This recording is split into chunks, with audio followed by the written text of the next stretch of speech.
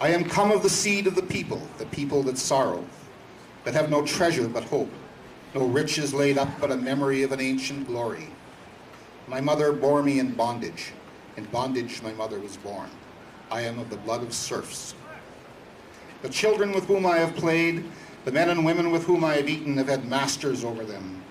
They have been under the lash of masters, and though gentle have served churls.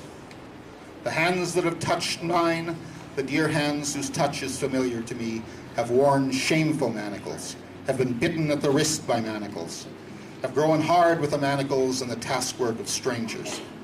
I am flesh of the flesh of these lowly, I am bone of their bone, I have never submitted. I that have a soul greater than the soul of my people's masters, I have vision and prophecy and the gift of fiery speech. I that have spoken with God at the top of his holy hill. And because I am of the people, I understand the people. I am sorrowful with their sorrow, I am hungry with their desire. My heart has been heavy with the grief of mothers, my eyes have been wet with the tears of children. I have yearned with old wistful men, and laughter cursed with young men. Their shame is my shame, and I have reddened for it. Reddened for that they have gone in want while others have been full. Reddened for that they have walked in fear of lawyers and their jailers, with their writs of summons and their handcuffs, men mean and cruel. I could have borne stripes on my body rather than bear the shame of my people.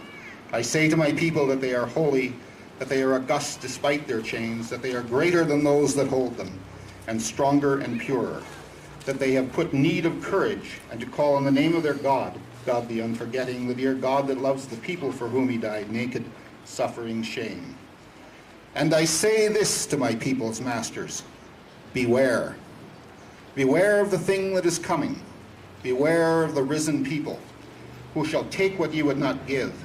Did ye think to conquer the people, or that law is stronger than life and men's desire to be free? We will try it out with you, ye that have harried and held, ye that have bullied and bribed, tyrants, hypocrites, liars. So what is to be done, my friends?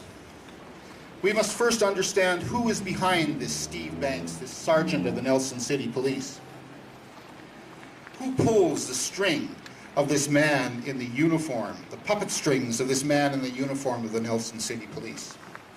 That is not yet clear. We don't know the answers to what's behind this, and it's not really good to go off half-cocked about it this afternoon, but we should know the answers.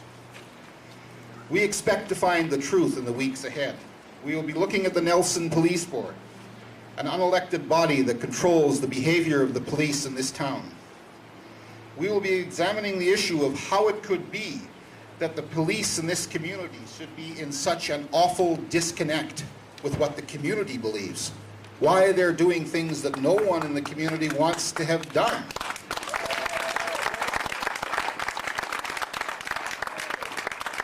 We will find that out, either ourselves or through the efforts of the excellent journalists in this city. Certainly, this is the most important story that has come up in many years. To those people who have tried, from the shadows and without the courage to appear publicly, to drag this city back to the bad old days, I say this: we will identify you, and when we do, we will try it out with you. Brace yourselves, you sons of bitches. Brace yourselves. As to the Nelson City Police, I suggest you adopt this approach in the weeks and months ahead. Whenever you see a Nelson City police officer or a vehicle, extend an arm and turn your thumb downwards. Just try it, it works real well. Extend your arm and turn your thumb downwards. In silence. In silence. Pass no remarks, and particularly no unkind or offensive remarks. In normal circumstances, we should be supportive of our police for the legitimate work they do in making our city safe and a good place to leave. These are not normal circumstances, and we hope for a quick return to normal circumstances. When that happens, you see a Nelson City police officer, thumbs up to you, bud. But not now. This is not the salmon arms salute I'm talking about. It is not a personal gesture, but a political gesture. It is not a gesture of disrespect, but of disapproval. And finally, let me suggest one further thing. Learn the words of the song You'll Never Walk Alone. Perhaps the lads can post them on the Holy Smoke website. Every time Paul goes to court, be there on the steps of the courthouse to sing him in and sing him out. Thank you for being here and helping to let Paul know that he will never walk alone in all of this. God bless and good luck.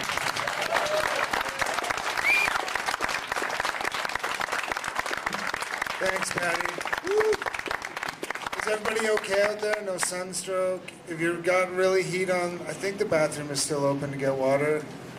But thanks, Paddy. Awesome.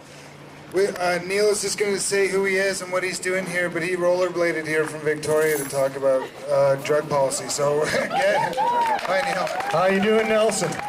Yeah! Well, you're great people, I can tell already. What he said was so true, some very valuable and powerful words there. These people are public servants. We need to make them understand that. They should treat us like we are their masters. They have no business involving in any prohibition of anything. Anyway, I'm not going to talk because I'll talk later to you guys. I'm Neil Magnuson, and I am going to Ottawa. I'm going to arrive on Remembrance Day and talk to the veterans and the people of Canada about what freedom is, because we don't have it here, and they say we do, and until we got it, they shouldn't say we have it, and they should just tell us we're the 51st state of America. So, freedomtour.ca, and let's go have a great march. Yeah! You know what? He was talking about veterans, and every single car today that passed me that had a veteran plate honked. Like old granny, like, because really, anybody who's ever fought in a war or thought was fighting for an ideal of freedom, they don't want to see those freedoms gone either, because they put their lives at risk to preserve them. And so these older veterans were like, me. You know, they knew what was going on. They're aware. So this is the point where this is where we got to get it together, because the thing is, we can come down here and we can, like, you know, just keep it in here in this little area away from where everybody else is. Like, there's this idea that the freaks should always just be like, keep them on the outskirts of town, you know, like, or go in the alleys, or, you know, you shouldn't be here, or dress codes, or like different racial things, or religions, or all that crazy stuff. So what we'd really like to do today is if all of us could get together and we're gonna march down Baker Street. Like, for once, like, when is this town, we got to get on it. Like, when was the last time we were on Baker Street? Like, for Iraq? That was a while ago. We need to get back out there. So if you want to put on your walking shoes, we're going to do a circuit on Baker Street, and we're just going to be gentle and just express ourselves and be happy and just say, we're here, we're not going anywhere, we love you. We're going to smoke cannabis. We're not hurting anybody. Everything's okay. Sidewalk or road? Pardon me? Sidewalk or road? We'll go on the sidewalk. Oh. On the right. I've got a car. No, until we'll go on the sidewalk, and then we'll have people who are guiding the movement of the people. And I'm going to put on my blades and I'm going to guide them, and you guys can drive behind me. And then we can decide where we want to go from there. Yeah. But for now, we'll stay on the sidewalk, especially since that four-way crossing there is kind of whatever. We're going to play it safe for the first day. But we got, oh yes, there's placards here for everybody, placards, signs that were made, painted, and if you want to carry one, go ahead. There's a whole pile right here. And there's also Paul D. is the guy who got pinched outside the store, got arrested, and will have to go to court. And we've already been in court before. We did 19 months for our last bust, and it cost us around $10,000.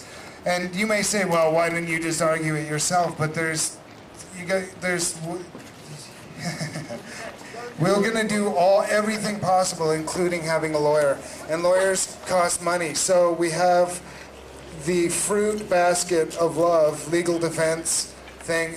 You're gonna see it passed around if you could, and that'll keep Paul D rolling. We're gonna have baked sales later. But if we can all just get together and I think we'll